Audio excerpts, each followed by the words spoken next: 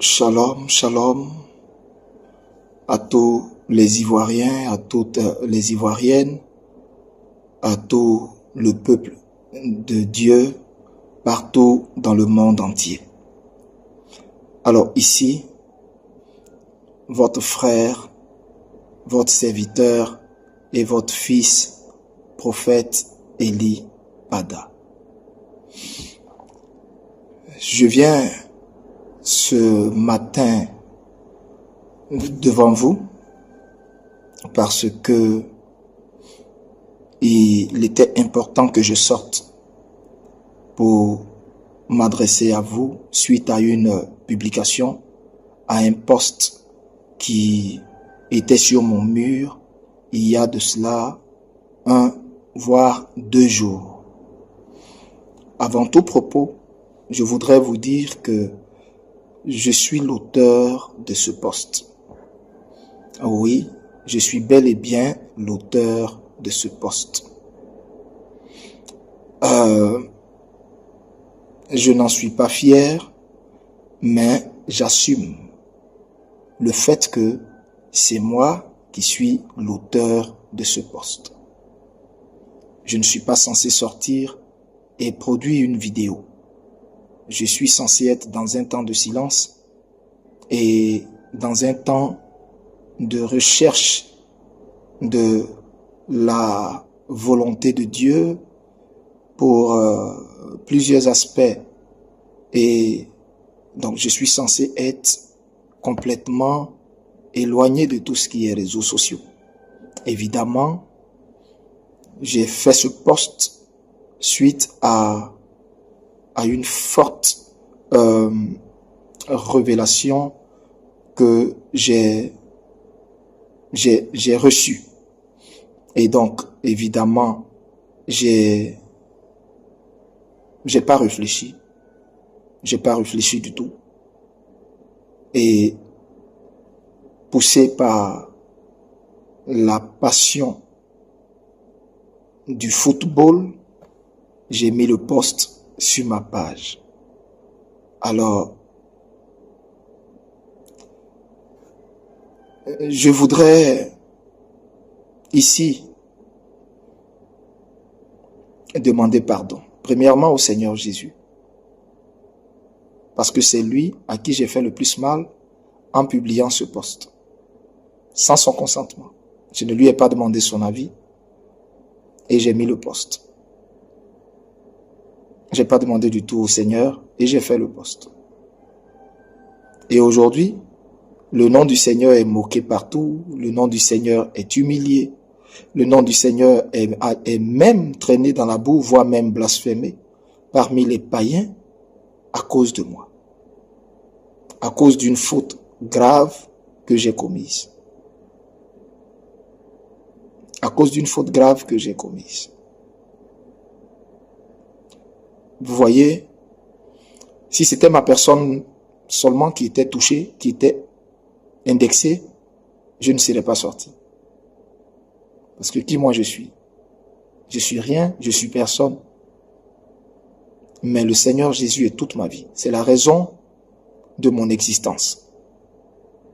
Je suis dans une quête incessante, insatiable. Que Christ soit formé en moi. Que Christ soit formé dans ma personne.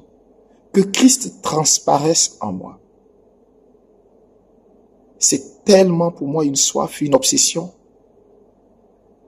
que le simple fait de savoir que j'ai fait quelque chose maladroitement, qui a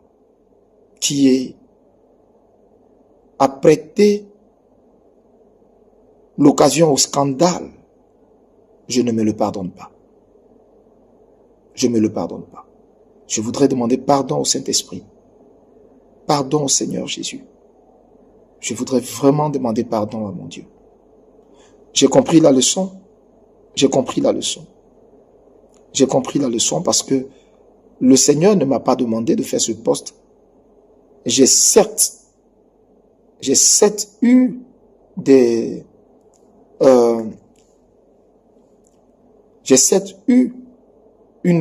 vision ou peut-être un pressenti et ou peut-être même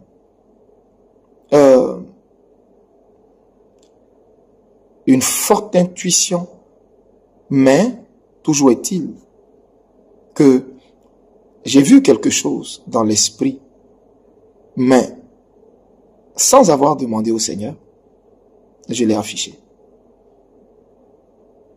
Je l'ai affiché. Et parce que je l'ai affiché, Dieu a voulu m'humilier publiquement. Dieu a voulu m'humilier publiquement. Et c'est publiquement que je viens demander pardon. C'est publiquement que je viens demander pardon au Seigneur, à tous ceux qui croient en mon ministère, qui croient que je suis un envoyé de Dieu et qui se sont sentis blessés de ne pas avoir vu ce que j'ai posté sur ma page surréalisée. Je voudrais leur demander pardon parce que leur foi a été touchée. Dans leur âme, ils ont été certainement affectés. Je vous demande pardon. Je vous demande pardon. Je sais que vous m'aimez énormément et vous souffrez quand je suis attaqué. Vous souffrez quand j'ai mal, quand je suis sali, quand je suis traîné dans la boue. Mais tout cela n'est rien. Le plus important, c'est que Christ, lui, soit glorifié. Que moi, ma personne, soit traînée dans la boue, cela n'est pas important. Mais aujourd'hui, vous n'êtes pas bien parce que vous avez cru. Du moment où vous avez vu ce poste, vous vous êtes dit, le prophète a dit, alors certainement, c'est ce qui va se passer. Vous devez savoir que, oui, le prophète a dit, il a bel et bien dit. Et ça ne s'est pas passé simplement parce que Dieu voulait me donner une leçon. La leçon, elle est la suivante. Il y a bien longtemps que le Seigneur m'a demandé de me tenir loin de toute distraction, de tout ce qui est divertissement, à savoir le football, parce que j'étais un très grand passionné de football. J'aimais énormément le football. Je pouvais passer des heures à regarder tous les matchs de Champions League, tous les matchs de n'importe quel championnat, qu'il soit un championnat européen ou tellement j'aimais le football. Et quand j'ai commencé à servir le Seigneur à mon très très jeune âge, l'une des premières choses qu'il a commencé à m'interdire, c'est de m'éloigner de la télé et des divertissements. Et quand j'ai commencé à servir le Seigneur à mon très très jeune âge, l'une des premières choses qu'il a commencé à m'interdire, c'est de m'éloigner de la télé et des divertissements, des plaisirs mondains, et en particulier du football qui était une grande passion, quelque chose que j'aimais. Moi-même, je ne sais pas jouer au football, mais j'aimais beaucoup. Et cette passion, j'ai toujours lutté avec ça. Et je disais au Seigneur, mais pourquoi? Seigneur, le football, c'est aussi, tes enfants sont aussi là-bas. Dieu est partout où les hommes sont, etc. et autres. Et le Seigneur me disait chaque fois de m'éloigner du football, parce que j'étais un prophète qu'il voulait utiliser de façon assez atypique, de façon assez particulière. Je ne vais pas ici vous décrire mon appel, je ne vais pas ici vous dire mon appel et beaucoup de choses entourant mon appel, mais c'est toutes ces choses entourant mon appel qui me font connaître toutes les épreuves que je connais, toutes les souffrances que je connais, et parce que il y a un objectif que Dieu veut atteindre. Il y a un objectif que Dieu veut atteindre. Et je vous demande pardon. Pardon à vous qui m'aimez. Pardon. Franchement, je vous demande pardon. Vous qui avez eu mal de savoir que j'ai dit quelque chose et vous avez eu l'illusion que je l'ai dit au nom de Dieu. Je vous demande pardon. C'est vrai que dans mon poste, même s'il n'y a pas de ainsi parle le Seigneur, toujours est-il que du moment où je suis serviteur de Dieu, le nom du Seigneur est associé au mien. Donc évidemment, si je dis quelque chose, c'est comme si c'est le Seigneur qui l'a dit. Or, le Seigneur peut ne pas m'avoir envoyé. Et je peux avoir dit une chose par audace. Je peux avoir dit une chose peut-être suite à une vision nocturne que j'ai reçue, que j'ai vue. Et sans le consentement du Seigneur, je ne peux me lever et puis aller le dire. Et du coup, aujourd'hui, on se retrouve dans la situation où ce que j'ai annoncé concernant le poste ne s'est pas passé. Vraiment, j'ai compris le message que le Seigneur voulait me faire passer. En 2022, j'avais prophétisé à la veille de la finale de la Coupe du Monde au Qatar, la victoire de l'Argentine sur la France, et j'avais même donné les détails entourant tout le match. Et ça s'est passé comme je l'avais annoncé. J'ai fini d'annoncer, mais Dieu n'était pas content que j'ai fait ça. Dieu n'était pas content que j'ai annoncé la victoire de l'Argentine, que j'ai donné tous les détails que j'avais vus dans une vision. Dieu n'était pas content. Dieu n'était pas content. Dieu n'était pas content. Malgré que vous avez vu la chose s'est réalisée, Dieu n'était pas content. Dieu n'était pas content.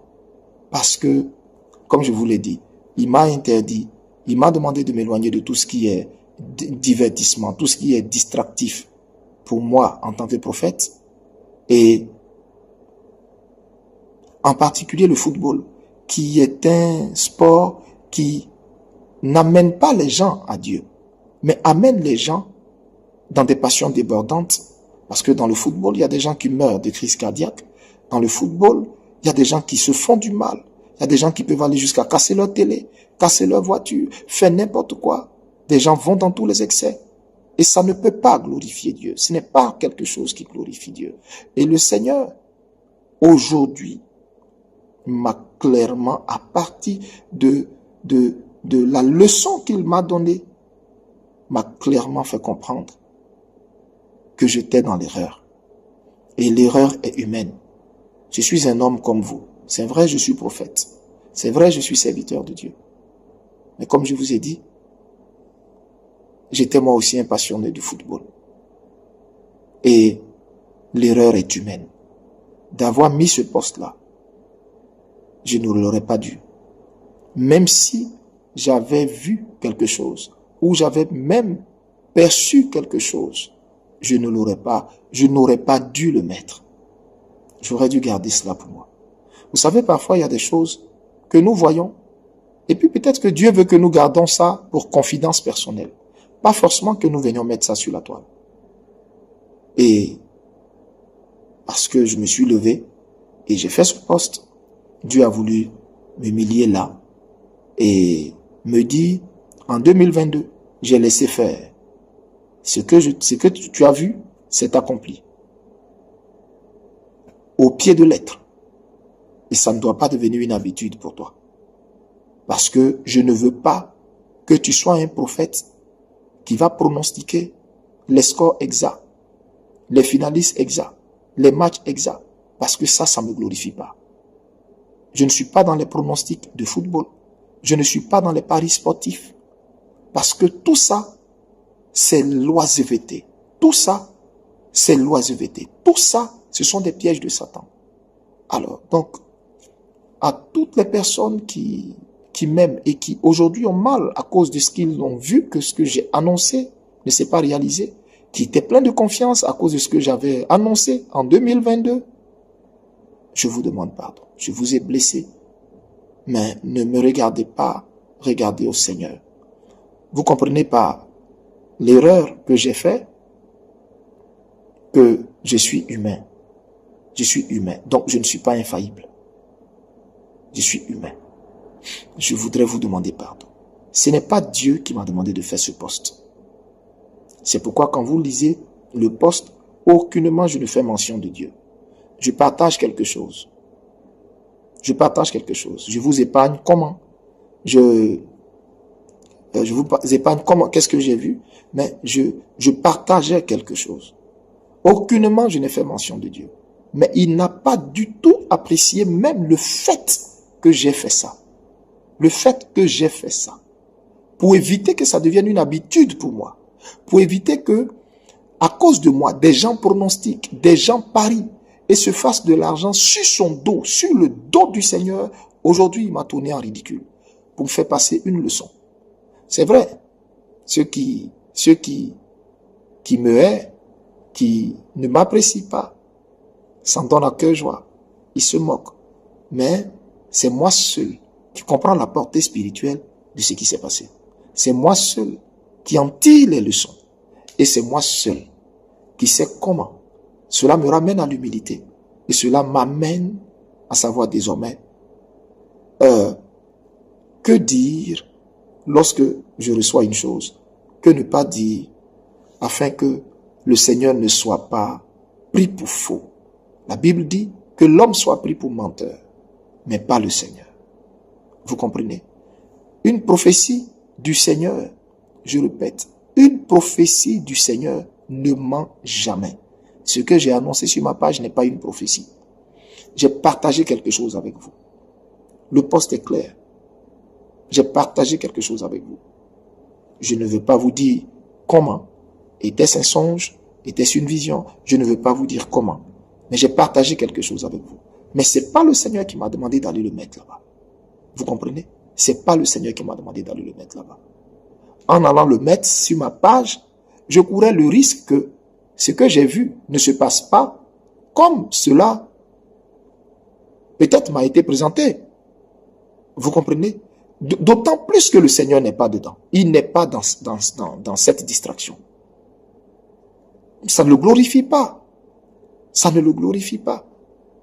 Ça ne le glorifie pas. Le Seigneur n'y est pas. Ça ne le glorifie pas. Donc, évidemment, aujourd'hui, le risque que j'ai pris en allant pour aller mettre ce que j'avais vu, le risque, le résultat est bien là. Mais le Seigneur me donne la force. Parce que c'est ce que je suis en réalité. Si j'ai dit une chose qui ne vient pas de Dieu, si j'ai dit une chose qui ne vient pas de Dieu, ou si j'ai dit une chose qui ne vient pas de Dieu, ou si j'ai fait une erreur, ou si je me suis trompé, j'aurai la force de venir devant vous, Ivoiriens. Tel vous m'aimez, j'aurai la force de venir devant vous pour vous demander pardon, pour vous dire ça, c'est pas Dieu qui m'a dit ça. Et vous demandez pardon. Alors, je voudrais en profiter pour donner un conseil avant de finir à tous ceux qui s'adonnent au jeu des hasards, aux paris sportifs. Sachez que vous risquez gros. Vous risquez gros. Vous risquez gros. Comme moi, j'ai risqué gros en me levant et puis en mettant ce que j'ai vu. Sans avoir pris la peine de dire, mais Seigneur, ce que j'ai vu, tu veux que je le mette? C'est comme ça va se passer ou pas? Je me suis levé et je l'ai fait, par audace. Et voici, voyez le résultat. Vous risquez gros, vous qui pariez. Le Seigneur n'est pas dans ce genre de choses. Arrêtez. Parce que pour des paris, des gens peuvent perdre leur maison, ils peuvent perdre leur entreprise, ils peuvent perdre leur voiture, ils peuvent perdre leur compte bancaire. Les paris sportifs ont ruiné beaucoup de familles. Les jeux de hasard ont ruiné beaucoup de familles. Surtout le football. Le jeu de divertissement qui détourne le cœur des enfants de Dieu vers Dieu pour les envoyer dans des choses futiles, oubliant les choses existentielles de leur vie, oubliant le Seigneur Jésus-Christ. Alors, bien-aimés, vous tous qui avez cru en moi et qui à cause de moi, sans que moi je vous ai demandé, vous vous êtes levés pour aller parier et vous avez perdu votre pari, je vous demande pardon. Mais je n'ai pas dit ce que j'ai dit sur mon mur pour que vous alliez parier. Malheureusement, vous avez pris un risque et vous avez perdu. Je vous demande pardon. Je ne sais pas combien vous avez perdu, ce que vous avez perdu, mais je vous demande pardon. À l'avenir, ne faites plus ça. Et moi-même, à l'avenir, je ne mettrai plus, je ne prophétiserai plus tout ce que soit je verrai ou concernant le football. Plus jamais, je vous en fais le serment. Je vous en fais le serment. Je vous en fais le serment. À tous ceux qui, par ma faute, ont blasphémé contre le Seigneur. Parce que, en riant, en disant beaucoup de choses, beaucoup de saletés, beaucoup de choses graves sur ma personne, C'est au Seigneur que vous vous en prenez. Parce que je suis son serviteur. Je suis son serviteur. Son nom est associé à ma vie. Son nom est invoqué sur moi. Donc, en le faisant, c'est directement au Seigneur que vous vous en prenez. Mais j'ai prié pour vous. J'ai demandé au Seigneur de vous pardonner. Parce que si moi je n'avais pas fait ça, vous n'auriez pas fait ce que vous êtes en train de faire. J'ai prié pour vous. Je le répète, j'ai prié pour vous. Alors, je voudrais, avant aussi de finir, apporter une précision de taille. Pour ne pas que cette confusion amène certains à ne plus croire en Dieu et à ne plus croire en la prophétie qui a été annoncée sur la Côte d'Ivoire. Sachez faire la part des choses. Sachez faire la part des choses. En ce qui concerne la Côte d'Ivoire, tout ce que je vous ai annoncé, tout ce que Dieu m'a dit de dire, vous voyez que là, j'emploie le nom de Dieu. J'ai dit, Dieu m'a dit de dire. Et Dieu est témoin et me jugera sur ça. Tout ce que je vous ai dit concernant la Côte d'Ivoire, il n'y a pas une chose dans la suite de ce que je vous ai dit qui ne va pas se passer, qui ne va pas arriver. Rassurez-vous sur ce fait. Je voulais faire cette précision avant de mettre un thème à mon allocution. Tout ce que je vous ai dit sur la Côte d'Ivoire, je répète, tout ce que je vous ai dit, ça va se passer. Parce que ça, c'est Dieu qui m'a envoyé. Je lui ai dit, mais Seigneur, tu m'exposes là, je vais courir des risques. Il m'a dit, va. Dieu m'a envoyé et pour cela, aujourd'hui, je ne suis plus à ma chair, en train de prêcher. Ça fait 3 ans. Donc, je ne peux pas courir un tel risque, mettre ma vie en danger, avoir un mandat sur ma tête, partout. Il y a des choses que vous ne savez pas, que moi je sais. Il y a des choses que vous ne savez pas, que moi je sais. Mais je ne peux pas être dans le niveau de pression dans lequel je suis là. Si Dieu ne m'a pas envoyé. Ça aurait été plus sage que je fasse une vidéo comme je suis en train de faire là. Et que je demande simplement pardon. Que je demande pardon. Mais je ne le ferai pas. Et pourquoi je ne le ferai pas? Parce que j'ai parlé au nom de Dieu et parce que tout ce que j'ai dit va s'accomplir dans un délai. Ça va. Bref. Mais tout ce que j'ai dit va s'accomplir au pied de l'être. Tout. Tout. Donc, rassurez-vous sur ça. Parce qu'il ne faudrait pas que vous fassiez l'amalgame. Il ne faudrait pas que vous fassiez l'erreur de croire que le prophète a dit quelque chose concernant le football, a pronostiqué quelque chose, a déclaré quelque chose, après qu'il ait vu quelque chose, et il s'est levé, il l'a dit, et que ça se soit passé comme c'est en train de se passer, que vous allez croire que ça annule la prophétie concernant la Côte d'Ivoire. Non, pas du tout. Dieu a dit, il n'y aurait pas d'élection. C'est ce qui s'est passé. Vous tous, vous le savez. Vous tous, vous le savez.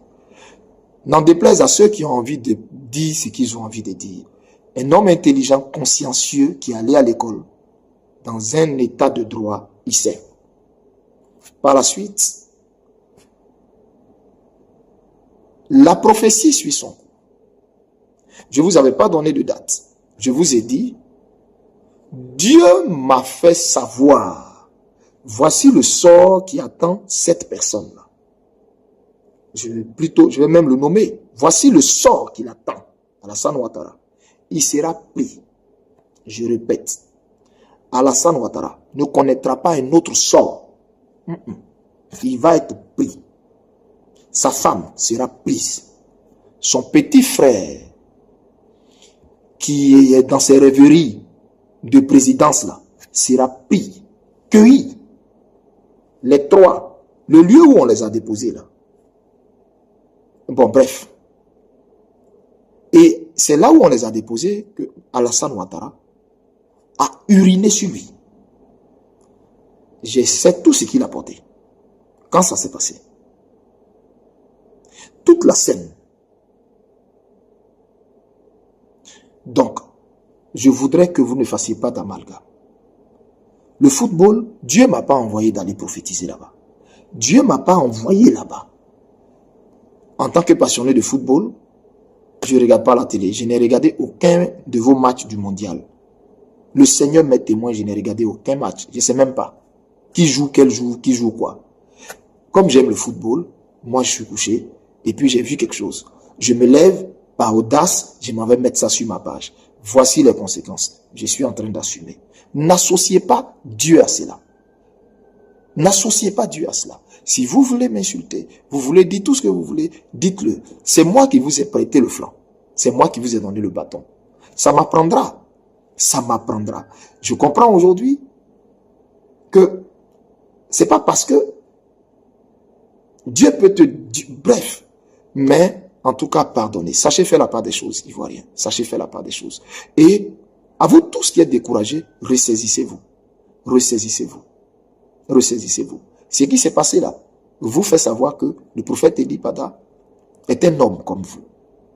Donc vous ne devez pas l'aduler ou avoir une très haute opinion de lui. Une très haute opinion de lui.